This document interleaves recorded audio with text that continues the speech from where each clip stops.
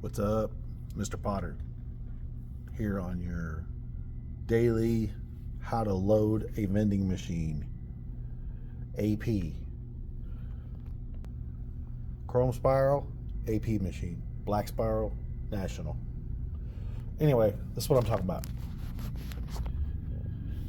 Let's see here. As an example, you see how this driver has loaded these bags of chips.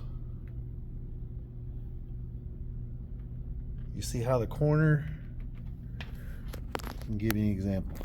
This corner of this bag should be through there so the product can lean back and vend out the way it's supposed to be vending. Just like that. See how I've already done these? I went through and did all these with a corner through, bag leaning back, so the bottom of the product will come out first, not the top. It gets stuck, especially these smart popcorns. Oh my God.